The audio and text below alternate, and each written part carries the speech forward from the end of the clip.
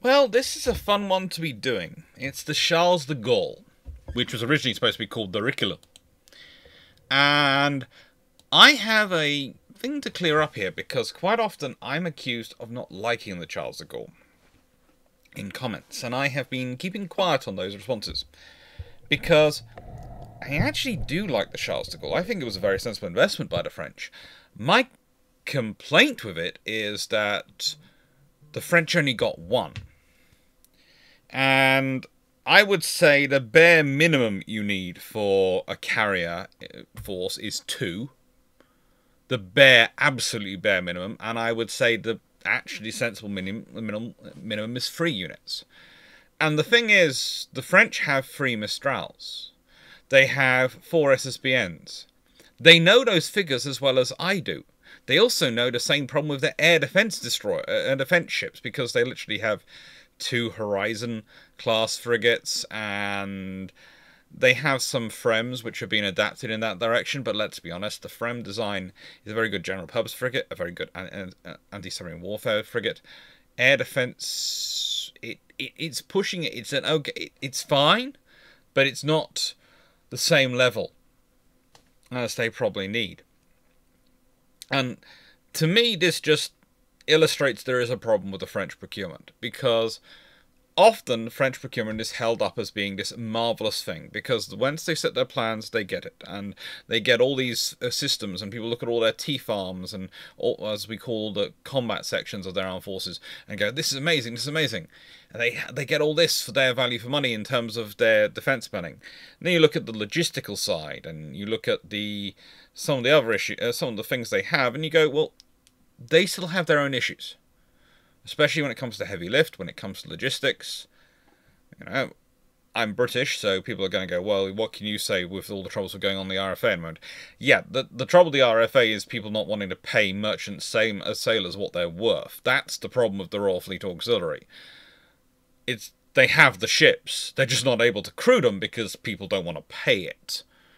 But it's the same with the French. They have the technology. They go all this money to develop their own technology, develop their own capabilities. They subsidize companies massively to make it affordable, and they try to do their best to promote it around the world. And then they don't really get enough of it. The Charles de Gaulle you're going to hear about is an excellent carrier. For its period, yes, I would say to an extent the size of aviation requirements has grown, believe it or not, since the end of the Cold War, and the size of carrier you probably build for the Charles de Gaulle versus what you would want these days, if you were ordering the same thing, is a very different size vessel. And to be honest, that's reflecting discussions about their potential success, Charles de Gaulle's potential successor. But it was a long road for procurement, and there were issues in that. She's laid down April 1989 and commissioned May 2001.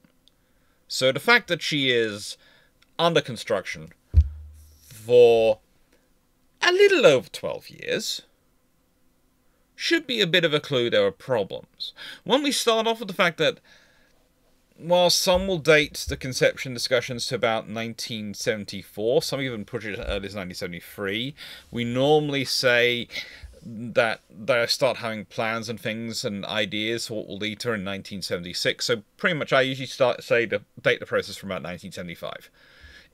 There is discussions and ideas and thoughts going on earlier than that, but it's about 1975 they start going, right, and we're going to move towards something concrete. So you're talking about a 26-year procurement. 26 years. Multiple governments. Multiple defense ministers. Multiple admirals. Multiple senior engineers in charge of the project. We're talking about a very different world. In 1975, the Cold War is romping, stomping. In 1989, it doesn't look like it's going to end soon. 1991, the world changes.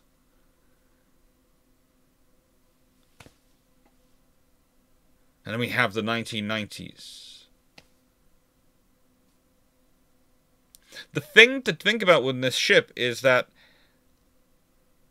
it was in many ways growing up alongside me. I'm born in 1987. She's laid down in April 1989. In 2001, I am 14 years old, roughly, heading towards my GCSEs in a couple of years, and then my A-levels, and then going off to university. And she is being commissioned. She's starting to grow up. And now I would say she's a very mature design, a very capable design. They've relearned how to use it. They've learned her differences from the Foch and the Clemenceau. And what's really interesting about the Foch and Clemenceau is that they're completed in 1960s, 1961 and 63. And pretty much they've worked out they need to have a successor, and what their successors, when it's probably going to be, within about 13 years. So this is a really impressive thing. The French have a plan. They look at their existing ships, they work it out, and this is what impresses people, because on paper, that is a great planning system. They've got it, they've worked out their successor, they're doing the plans. But it's executing the plans. It's like Louis and Henry VII again. Louis was rich on paper, which always impresses historians and people who are looking at organizational history. Henry VII had rooms full of gold, which impressed contemporaries. One is rich when we look at the concept of being rich. One is rich in the practicality. I'd argue that most governments these days, unfortunately, are the ones which are rich on paper.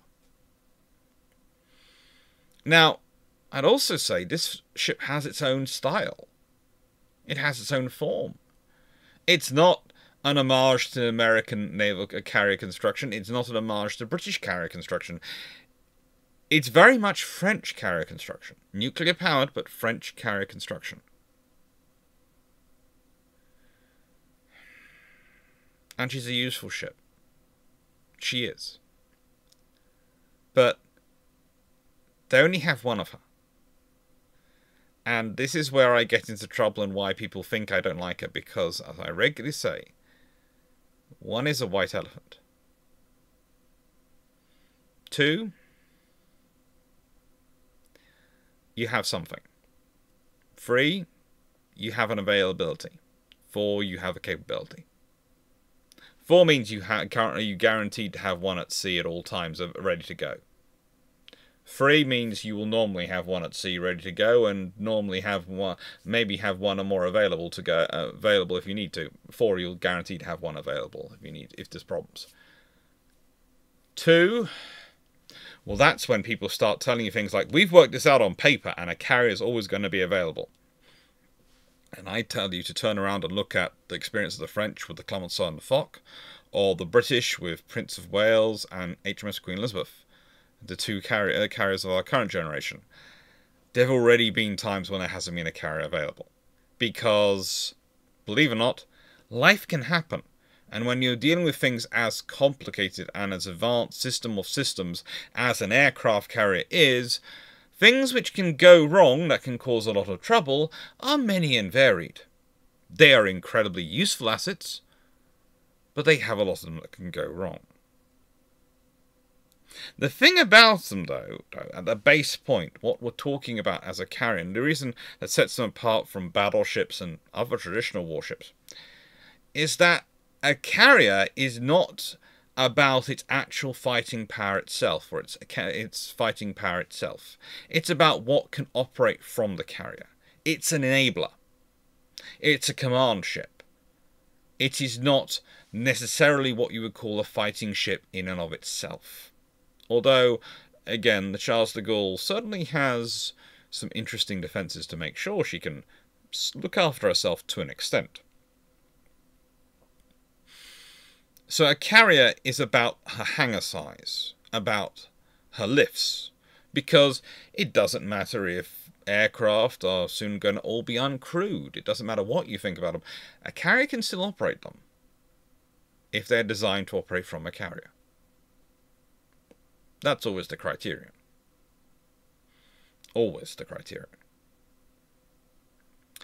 I think, knowing the French and considering the effort they have put into keeping the Charles de Gaulle going and keeping the capability alive, I would not be surprised if they are still retaining carrier capabilities for a long time. Because, in many ways, the carrier for the French Navy has become as much about their status as a world power as it is about their actual capability. We have a nuclear-powered carrier. We are the only other navy other than the Americans who operate a nuclear-powered carrier at this time.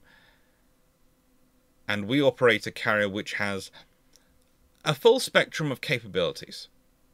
It truly does. It's not the same size as their American counterparts by any stretch of the imagination. It's actually less than half the displacement. But that doesn't matter. It's a capable carrier. It doesn't carry an air group of the same size, but it's still a full carrier. It's not a super carrier, but it's still a full capability carrier. With all the advantages of being nuclear powered and all the disadvantages of being nuclear powered. But in the end, for the French, the advantages outweigh the disadvantages, especially when you consider, as I mentioned at the beginning, alluded to, their own fleet auxiliary equivalent strength. That is a problem. It's always a problem to try and get politicians to fund the logistics arms. It always is. But that is a lot of information before we get to the shameless book plug. So, I do these in every video, don't I? I do a shameless book plug. I do a shameless book plug for a few things. One, thank you to everyone who's bought a copy. It's always nice to say thank you to people who have bought a copy, and to people who haven't bought a copy, perhaps you'd be interested. There are some more books which are going to be hopefully coming out soon. The plan is either Christmas or March next year. It's either going to be a Christmas present to myself or a birthday present to myself, is basically that. And the reason I've given it that extension is because I had to do an honest appraisal of the speed at which I can come back to things from the pneumonia, because it's still affecting my stamina. It does take a time to recover stamina, and that's the big thing. I'm not tired, but I also don't have the energy. It's weird, but I'm getting there. Walking dogs and those sort of things. So thank you to everyone who supports the channel. As I've explained a few times, this channel is how I fund my research. It's how I fund doing the historian side of stuff, which is beyond teaching. Instead of doing grant proposals and going through that sort of funding, I fund my research. I fund currently my bookshelves, which are necessary to support my book addiction. Now that I've moved and I couldn't build the bookshelves as I planned, and had to spend money on all sorts of things. Thank you. You're what makes this possible. So thank you very much. You're all very kind, and yeah, it's your support which makes it all possible. The fact that I'm also slightly worried that I worked out that the now 10 Kallaxes I've got around me, 8 4x2s and 2 4x3s, literally are the books that are from the old brew shack, my old office. Literally, I have filled up all those Kallaxes with the books that were in my old office. That's all I've unpacked so far. I haven't unpacked the books I've still got in boxes from my previous university offices prior to COVID, etc., when I condensed so many offices down into the house. That's sort of worrying to me, but also sort of cool. It shows how much book density there was in that space. And also, now that they're spread out over a far larger space than that office was, because believe it or not, that office would have fitted in pretty much the space that is defined by these Kallaxes in that sort of space. It's far easier for me to access all the books, and to wander round through them and look for them. So thank you again for all your kindness and support with that. And the fact that there are more Calyxes needed is more testimony to the fact that I really, really do spend too much time going into markets and book fairs and bookshops, and even Amazon occasionally, and eBay, and all sorts of other online stores hunting books. It's a way of life. It really is. It's what you do as a historian, or as many things, you know. I watch a lot of those videos about book lovers when they turn up in little sort of 60 seconds videos and on Facebook, and you go, yeah, I can sympathise with that. Yeah, I can sympathise with that. Though thank you. Thank you for making this all possible, and thank you for all your kindness and help. So let's consider the construction saga, because there is actually a saga associated with the construction of the Charles de Gaulle. Rather like in the UK, when we were constructing the Queen Elizabeth class and other modern projects, there was a lot of politics involved. And the politics at the time meant that the largest yard in France, the Saint-Nazaire yard, what's been commissioned to probably build the Panag, depending on how you're pronouncing it, the successor carrier, was in a bit of a political dispute with the French government, and was also, for quite a large amount of time, owned by a foreign company. This meant that the French government did not build there. They went to a different group to build it. And so instead of being built in the largest yard in France, it was built in the second largest. Now, it was built by a naval group. They are perfect, respectable naval builders. They're just not as big a yard. And they did actually suggest, well, would you like us to invest some money in building the yard bigger? No, we don't want to spend money on that. So, in many ways, Charles de Gaulle's size is determined by the yard they've chosen. It's kind of like, again, with the Queen Elizabeth class carriers.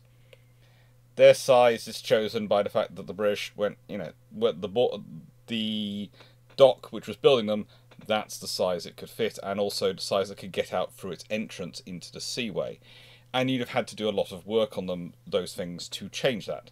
There's also the fact they have the mast is retractable, so they can go underneath the bridges in the Firth of Forth.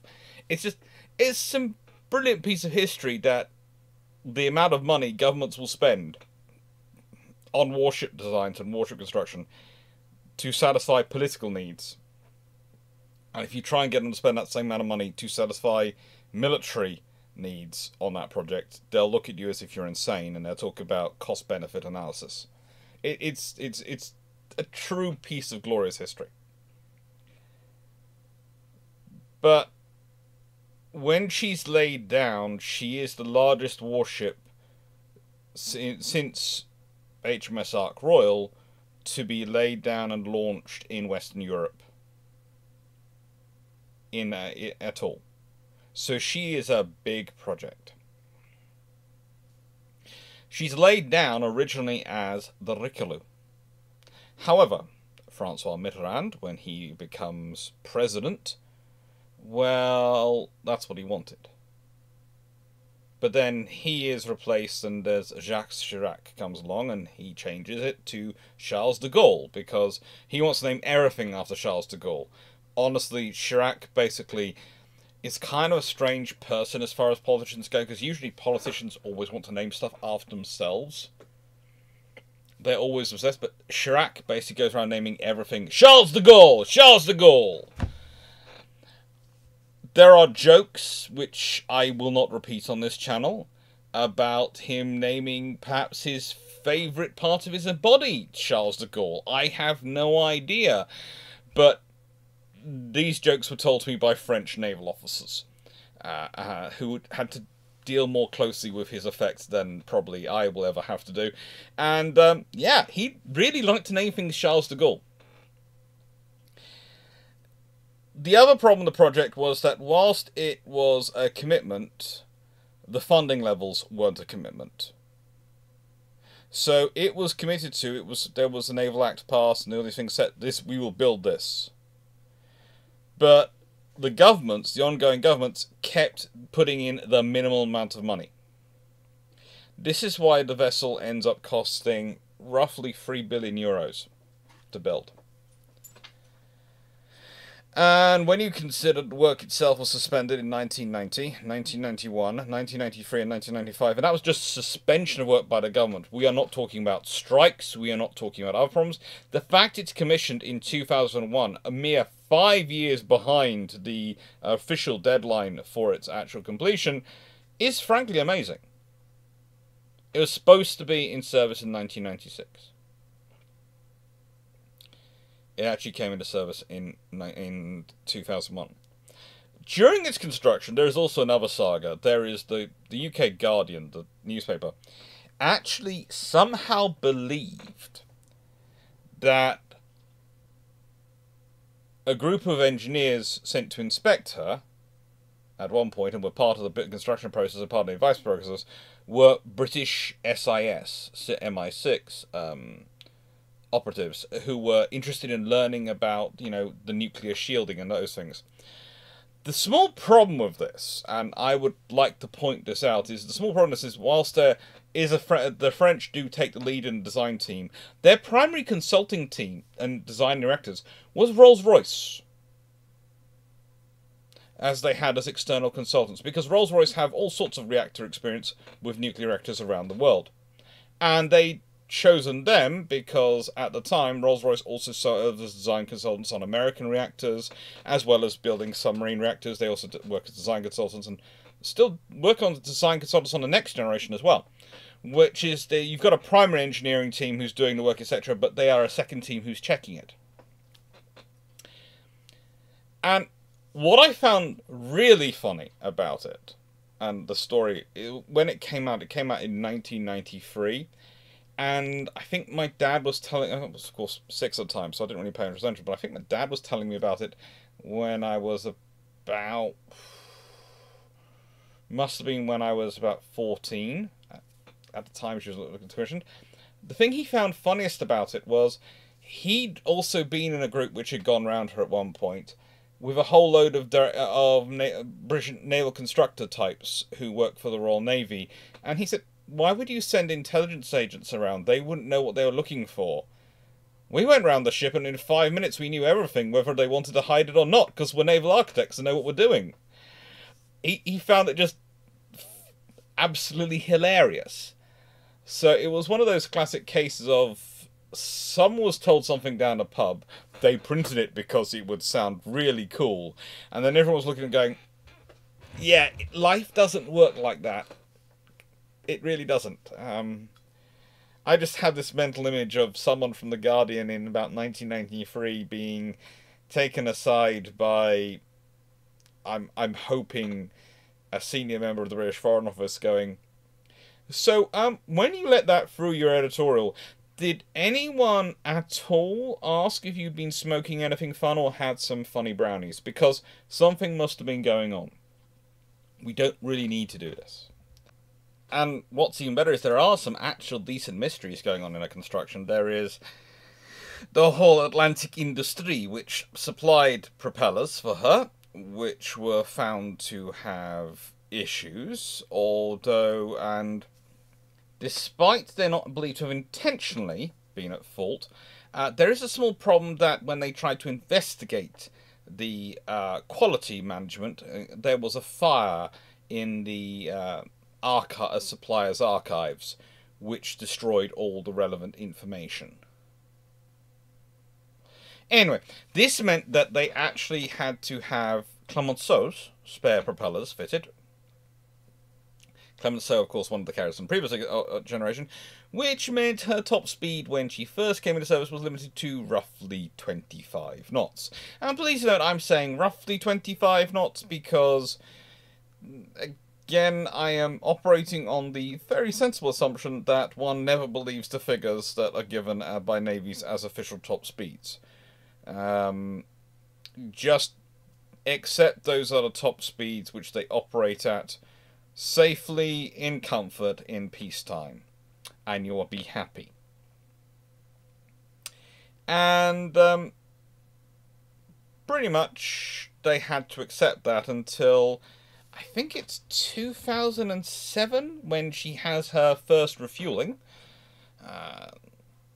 15-month refit, and they also fit new propellers that allow her to reach her design speed of 27 knots.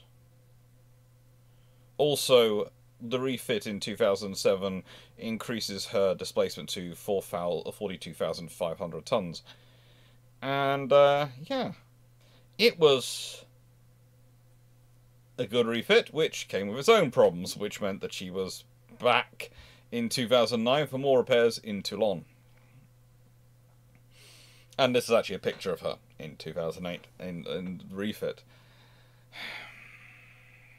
She's a good ship, but she has problems. She has problems, I would say, largely because she was a one-off, and because you were doing a scenario where they didn't have experience building large ships, they didn't have experience building nuclear-powered ships, and a lot of things were therefore... We've got a lot of theory, and we've got a lot of people who are not us, who were having to call for advice, and having to hire in advisors because they have more experience doing it. But, yeah, it's not necessarily going perfectly. And this is, again, a problem when you want to do everything organically yourself, when you want to build everything domestically. You have a problem in that some of the pieces of equipment your suppliers may not build that often. They might not build ever before. They might not build ever again. And one-offs are going to be expensive and potentially problematic. Because as with when we're talking about the construction of guns in battleship grade guns, capital ship grade guns, we could still have the plant sitting around. You could still have the instruction manuals to use it, how to do it. But actually setting it up and actually utilising it, expect the first couple of batches of guns you run through the system to not work well, or to blow up. Because the people operating it don't have their eye in. And that's nothing wrong with the people. It's like, again, I keep using those in videos as descriptors, but I'm going to use the Calyxes. Calyx is a very simple design to build.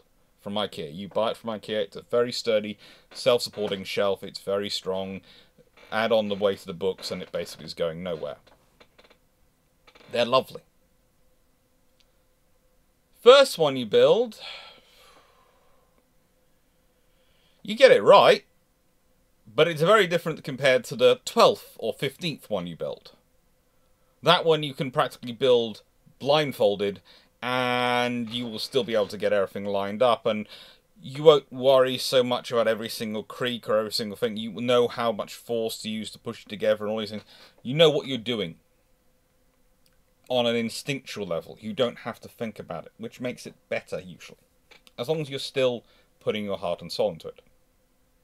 And it's the same with ship construction. So poor Charles de Gaulle has had a lot of suffering because of, I would argue, the French haven't kept up with large ship construction.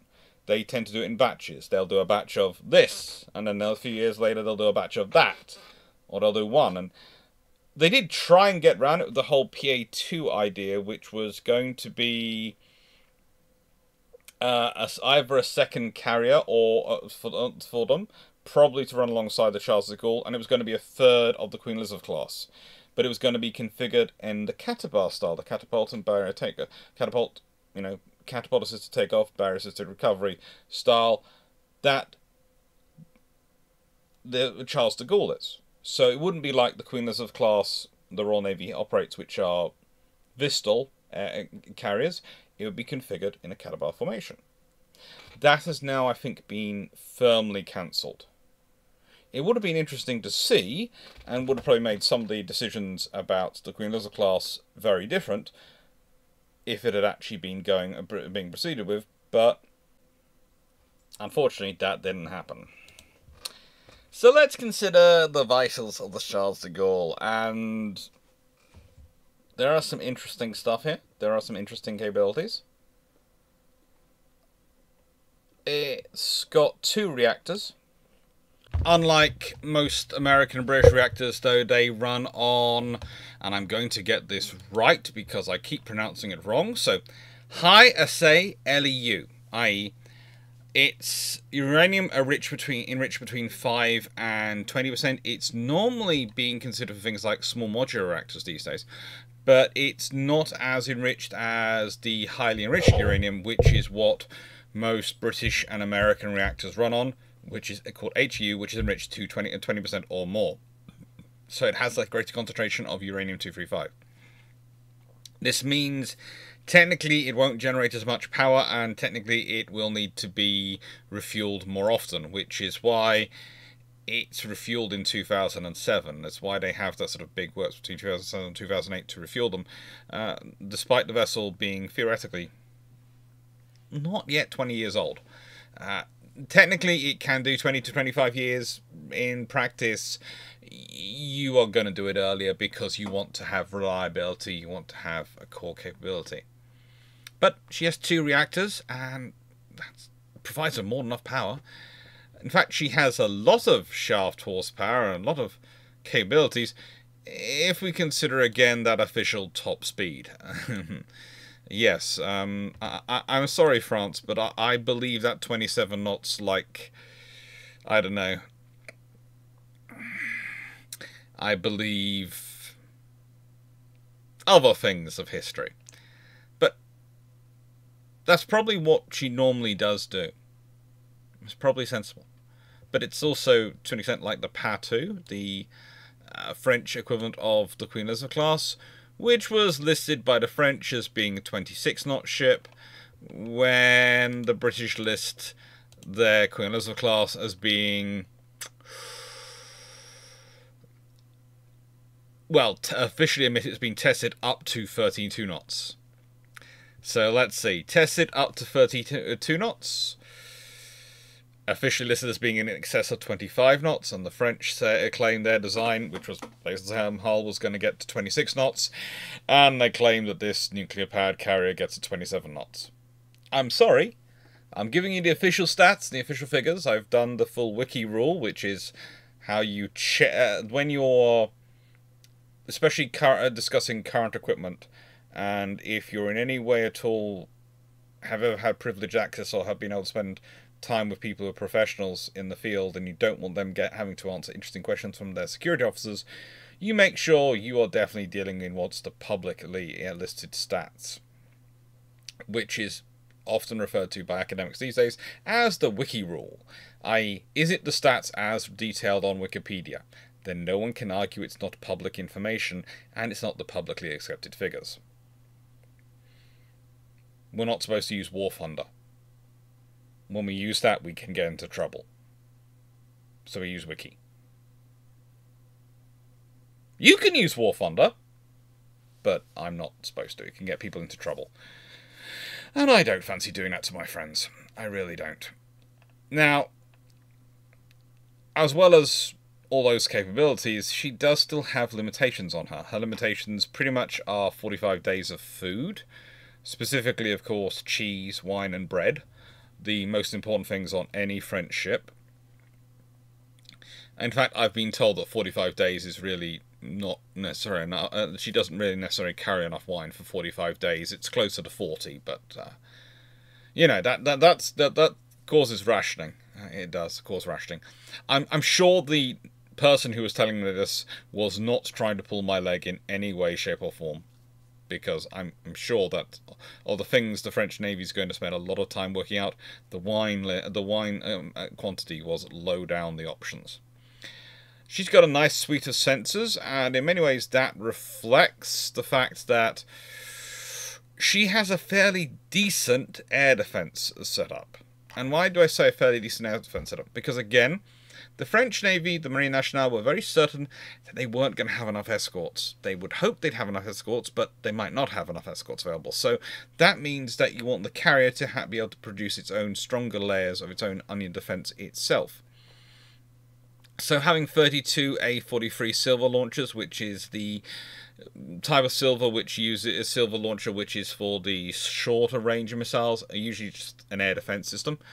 Silver comes in 3 standards, kind of like the Mark 41 VLS comes in different standards of length. depending on what you want to fit in, you can go, well, I can go for the full strategic length, which can allow me to fit any missile in there, the shorter range missiles, or the bigger, or the longer range missiles, or I can go for the smaller one, which will just allow me to fit the shorter range missiles. This one carries Aster 15, so she usually carries about 32 of them. And she also has 2 6-cell Sadral launchers. Now, when she was first entered service, she also had 8 Jet 20mm cannons, but they've been replaced in 2019 with 3 Nexter Narwhal 20mm cannon systems. They're good systems. The Nexter Narwhal is a very capable remotely operated system, and it works well for the French Navy for what they want to do with it.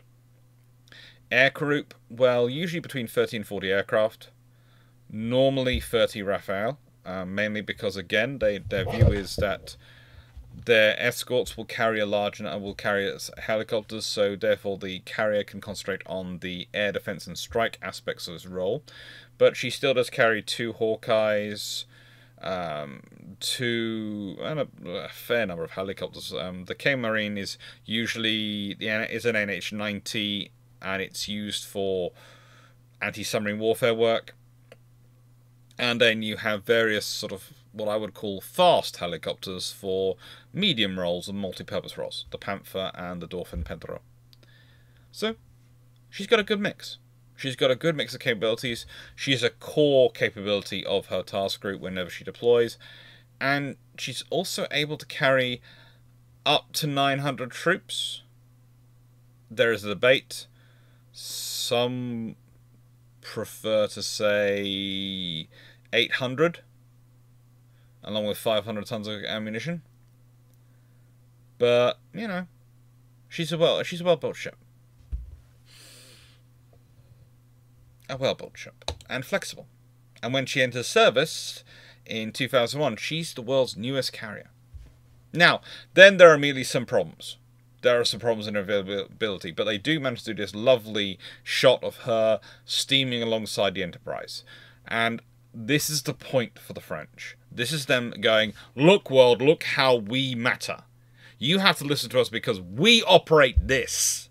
We are able to afford to run this. This is our standing in the world. And that is a big thing. This is about projecting the French image of power.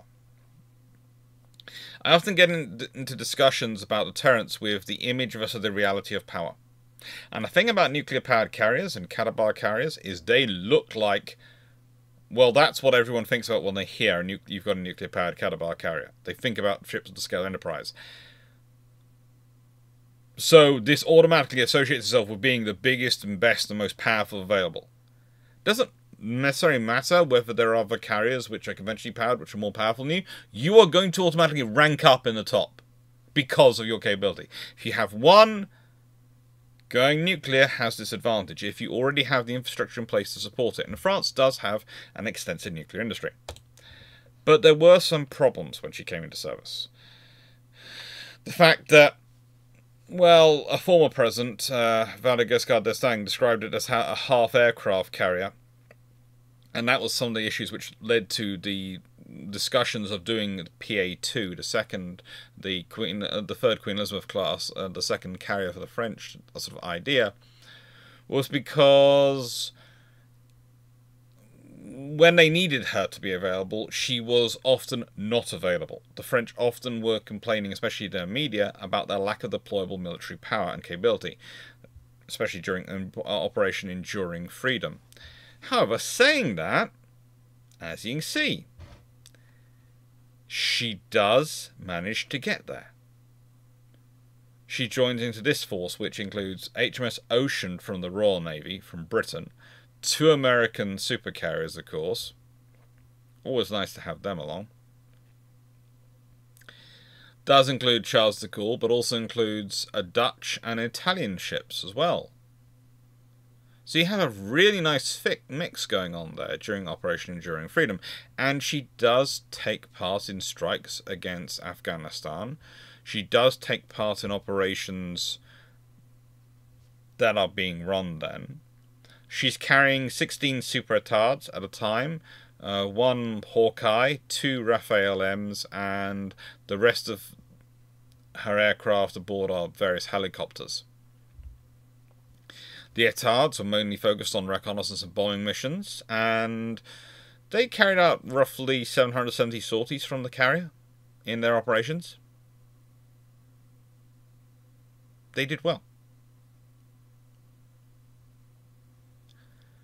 What is worthwhile considering is that before her first refit in 2007, again, when we're talking about this in this sort of period, she does the equivalent of sailing around the world 12 times. She spends 900 days at sea and performed 19,000 catapult launches. That is an active ship. That is a very active ship. In fact, her 2000s, and I've literally just listed her 2000s here with a US Navy Greyhound landing aboard, were really a constant of activity.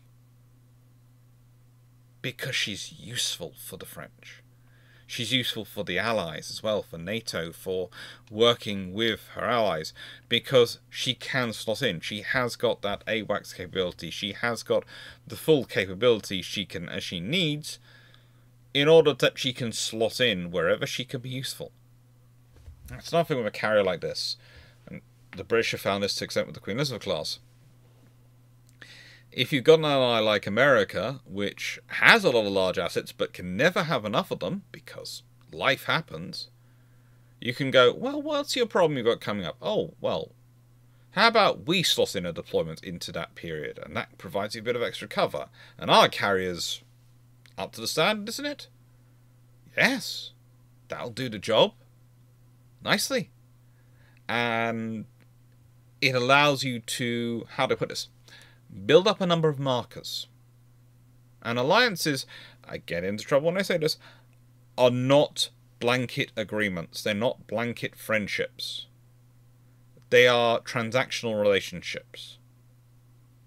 There is always a level of quid pro quo going on. There is always a level of you provide this, so I provide this.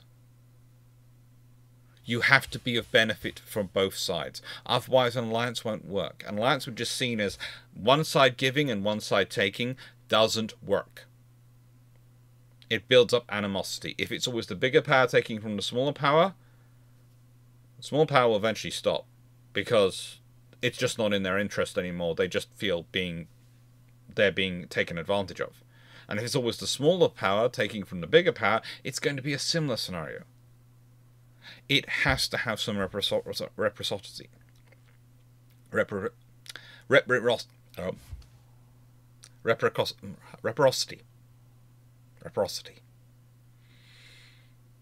I'm going to leave that in just to show that this is one reason why the videos take so long to record.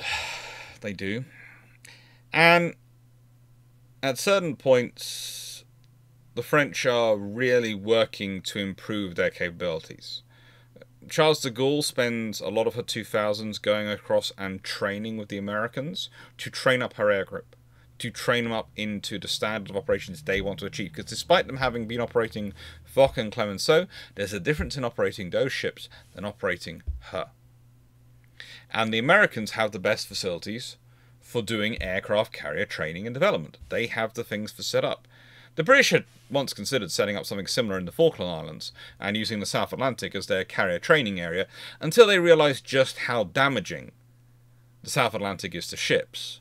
Or rather, until the Navy finally had a discussion with the Department of Government, which had this bright idea because it was going to be cheap to do, about how damaging and expensive it would be in ships' wear and tear. The Americans have set this up. The Americans have these huge training areas with all the required sensors and systems to support carriers and allow you to simulate operations against carriers and for carriers to simulate to test them.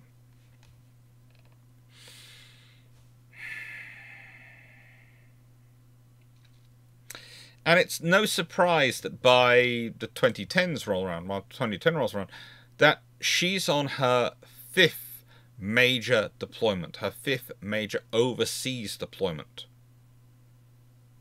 She departs Toulon, 30th October 2010, for 4 months. This was Operation Agapanthus. I think they've got my mum to name their operations at that point, because they're naming them after weird flowers, which I'm never quite sure what they look like, but I'm always getting told I need to move the pots of around the garden. And Operation Agapanthus goes from the Mediterranean Sea to the Red Sea to the Indian Ocean and Persian Gulf. The task group is focused on the Charles de Gaulle, the frigates Forbin and Tourvel, and an attack submarine, the Amethyst, and the oiler Meuse. She had an air group of 12 Super Retards, 10 Rafales, 2 E-2Cs, and helicopters. And it's all under the command of a Rear Admiral, Jean-Louis Crengard. The mission, the purpose of it, was to go around the world, to show the capability of France, to show that the French presence, French reach was real, and therefore French interests were to be respected, but also France's value as an ally, as a partner, was to be confirmed. This was about France showing the world it was there, it mattered, and it had value.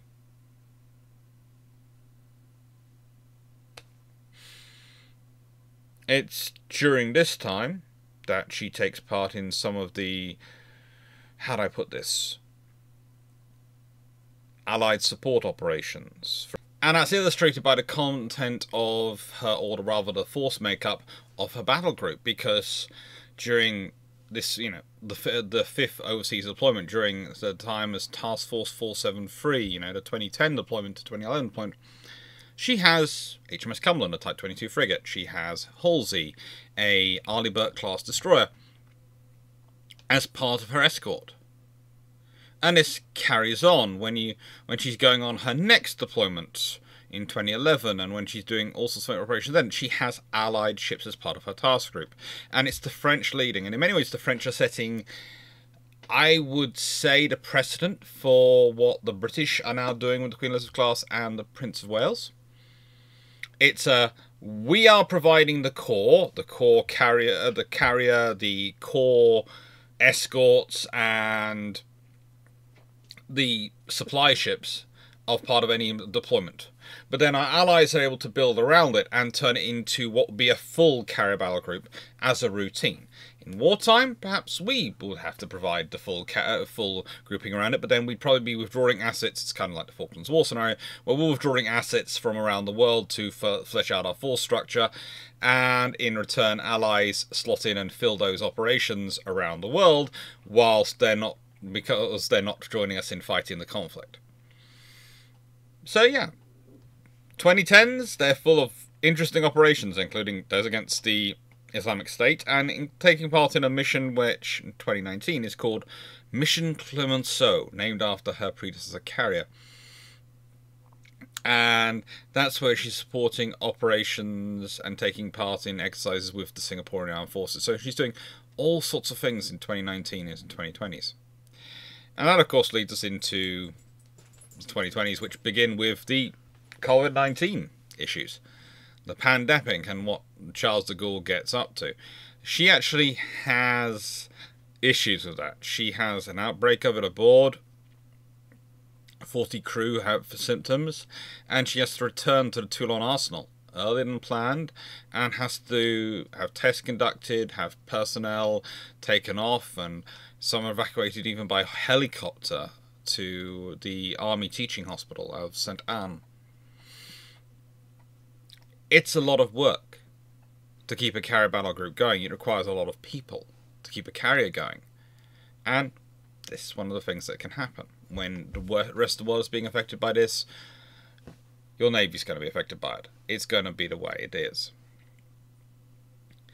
At one point,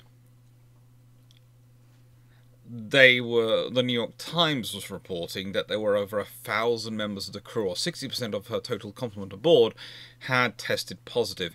It doesn't seem to have ever got quite that bad, it seems, aboard.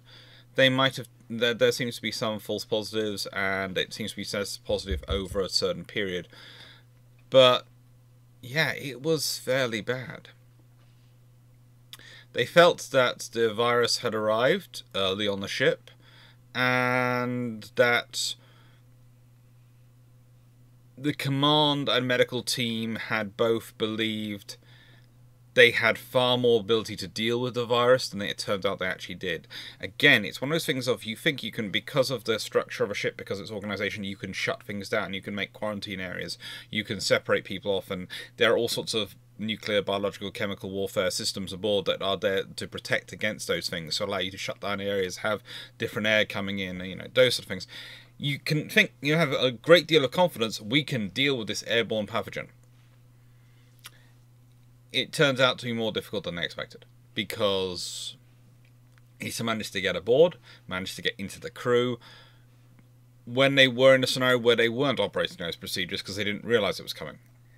It's not like those systems are turned on. They are not running the whole time. They have to be turned on and set and activated, because if you have them running all the time, it wears out their filters, and you have to keep changing those filters, and treasuries don't like spending that money. But also it creates other problems that you have to manage, and other crew requirements that you have to manage to run those systems non-stop. So you don't tend to have them running when you don't need them. So it's a high threat scenario, we turn them on. If it's a necessary part of exercise, we turn them on. If we're in a war scenario, if we're at war, we turn them on. We didn't have them on when the disease first got aboard, and it managed to wander round. But that affected Clemenceau, which was, how do I put this? Something which was going to be a big status operation. And that probably explains why you have Clemenceau 21 and Clemenceau 22, which are these big strike group operations again in the 2020s. They have provided her with capabilities, with presence. Now, one of the things I find interesting about it is typically she carries 2 squadrons of her aircraft. So this is why she normally has 30 Raphael M's aboard, because they have 3 squadrons they operate, the 11th, 12th and 17th. And they also have the 4th squadron, which operates the E-2C Hawkeyes. But they have 3 squadrons of Raphaels, and they usually have 2 aboard the carrier for any deployment, with 1 ashore. So they maintain this operational capability by having these 3 squadrons. It's an interesting system, and shows how you can maximize the utility of having only a single carrier available. I would also say that those remarks also always have to put in the context of France also having 3 Mistrals. They do have more aviation ships available, they're just not of the same level or the same capability, and as such, they're not really of the same utility. They are amphibious warfare assets, and they are very good at that, but you can have 3 of those, and that means you usually have 1 of those available, but it's not the same as being able to turn up with the Charles de Gaulle. Or now, for the British, the Queen Elizabeth. And this, to me, was a very interesting picture when I saw it first, and they were highlighted their pictures of them together, because I was looking at them thinking, this is what world powers have. And we do have these definitions which come down. Sometimes we have superpowers, and people just group everyone into a medium power, and then they call them sort of minor powers. So it goes medium, minor, minor, medium, or superpower. Sometimes they have minor, major superpower. And that doesn't really help, because medium or major powers, no matter what you want to use the phraseology from, basically already divide into 2 groups, those which are regional powers and those which are worldwide powers or global powers. They're able to project their power globally. And when you start working through that capabilities, you then sort of divide things up, and these are what I would call global powers. These are sort of carriers you're looking at in capability. You've got Britain, which has gone for a slightly cheaper design, not being nuclear powered and not Catabar, but which has other advantages for the British in terms of its operation interoperability with the wider force structure, and allows them to operate it out of a far larger number of ports and go and visit quite a large number of countries and presence missions, which the British like to do, and the British like to show up. It's a carrier you can take into port. The French have gone for only one, but it's the romping, stomping best version you can get for doing those sort of carrier operations. As I often said, there are fors and against on all the carrier types. To my mind, Stobar is probably the worst of all because it comes with, of any of them, because it comes with the restrictions of both and doesn't have the full benefits of either. Because it's got barrier-assisted recovery, so you've got to design your aircraft for that side of landing, which means they have to be heavy-duty to take that kind of landing and those kind of stresses on their airframe. But it's also got short takeoff, which means the airframe has to be designed for going through for the lightness and operating under the weight restrictions of a short takeoff. It's got the restriction. This is of course, it's the advantage of being usually far easier rolling landings and vertical landings on the aircraft and airframe, but they have to be lighter aircraft and they can't take the same load as a catapult-assisted takeoff. This can operate the heaviest aircraft, but those aircraft do have to be heavy duty to take the landing. It's the options you have to choose. I'd say the advantage that Charles de Gaulle has always had is it's able to operate an E-2C Hawkeye. I would say that's a far bigger advantage than the rest of its air group. And that capability has allowed them to regularly also operate with F-18s from the US Navy and C-2 Greyhounds to interoperate between the two forces. Which is a useful advantage for France when it comes to relationships. Charles de Gaulle has to be analysed not just as a ship in terms of its individual capabilities, but as a ship in terms of its significance. It is an asset which allows France to project France around the world. The problems it has, and it is that have mostly come about with it, have been when it's been unavailable because of maintenance and because of life that happens when you're operating in a saltwater environment, all these very complicated systems which have to work together all the time and have a lot of also people involved, and humans can make mistakes. Those things cumulatively add up to sometimes she's not available when you'd really like her to be. And that's not her fault. That's your fault as a government for not buying more of her.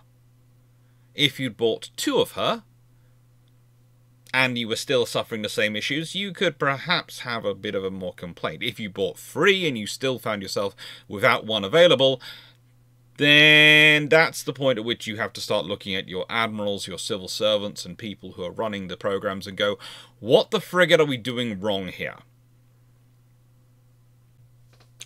But when she is available, they build a nice full structure around her, and they present themselves to the world with their best foot forward, and do it very well. However, that does lead us to the next question, or rather today's question, which is always how I finish these videos. And it's a simple one, really. The French Navy are currently in the process of looking at their replacement. I think it would have been interesting if they had gone with a Queen Elizabeth class as a second sort of carrier, and then built the Penang, or PANG, so they had, 2 carriers available, one nuclear, one non-nuclear, let's say, so that they had one to cover when the other one wasn't available. Although it's probably more sensible to operate 2 of the same type. So today's question, and I think it's worthwhile thinking about. France here is operating a carrier, a nuclear-powered carrier of this capability. The question is, do you think it's worth it? Would they have been better off going with a gas-powered vessel of similar size? Or has the nuclear power provided them with a capability which you think is useful enough, or enough status above what they would have achieved, even with a conventional powered carrier, then it's worthwhile doing it. Because that's ultimately the question. Was nuclear power worth it? And I think it needs to be answered and discussed about.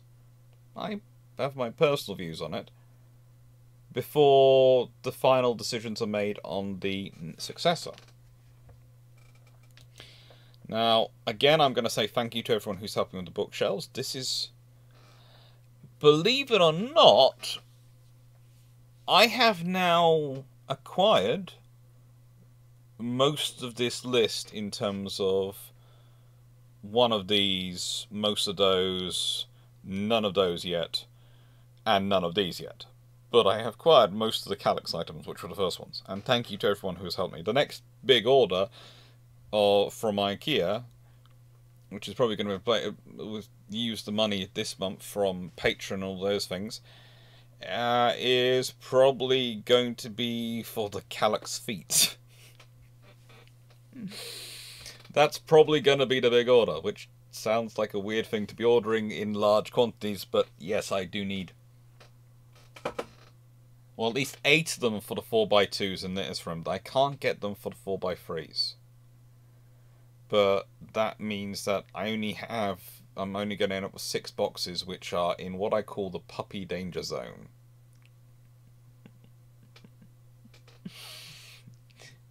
Yes, puppy danger zone. Anyone who's ever had puppies will know what that is, and yes, that is the one problem with the Kallax system. But it's good. They're good. They're good systems, and perhaps I'll end up getting another Kallax and down here, and well, actually, I probably need multiple more Kallaxes for down here, and using those lower ones on the 4x3s if I get any more of those as box storage things to protect them, protect their contents from puppies going, oh, that looks interesting. Perhaps I'll give it a quick chew, or can't hold it any longer. Although we won't hopefully have puppies for a long time, will we, Riley? No, you didn't mind it when we had the puppy corgi. You are not so sure about what it's grown up into, and it likes to herd you when you want to sleep. But yes, puppies are fun. We like puppies. Thank you for all your support and kindness. And as a little bonus, here are some stuff about the successors, because it's worthwhile thinking. This was the Power 2 design. Queen Elizabeth class adapted for Katabar and Email's operation. And as I said, my view has always been that if the French had already been going through with that design and had been pushing along and building that on a timeline they could have been, then the whole costs and ideas of whether or not to change the Queen Elizabeth and Prince of Wales into that form would have been far easier to do, because the design and everything would have been worked out. But the trouble is, the French kind of ducked out quite early on, and it gave people the impression it was easy enough to do, and then they realised so many design changes had been made without that being in mind or being funded as an option, that it was actually going to be massively expensive and going to require you to reorganise quite a large section of the ship, which is going to add a lot of cost onto it. Was it impossible? That's the advantage of Email's electromagnetic assisted launch system versus the old steam catapults. It's far easier to do that with electromagnetic systems to power them off gas systems. Steam catapults, of course, require steam. There was a suggestion of, could we go to an old hydraulic catapult system, and then it was realised that, well, that might not work the same way, or as well, really. That might not work as well. And this is the Power NG, or the images for it. As you can see, it is big. It is big. It's a very interesting design. You know, you cannot argue it is not going to be an interesting design. But what you can also say is it is supposed to be 75,000 tons, so it's going to be a 3/4 sized sort of super carriers. It's supposed to operate a huge range of aircraft, and it's going to be a very long, very powerful ship, 310 meters. again, that's intrigues me, because of course the Queens of Glass and the Power 2 here were both roughly 280 meters long. So it's going to be 30 meters longer. And that gives you advantages in terms of hangar space, in terms of deck space. And it's got a single small island structure at the back, which is, again, an interesting design. What I find, again, and I have to say this, is the French keep insisting, despite them going to have two absolutely massive nuclear reactors, that she is again going to be a 27-knot ship.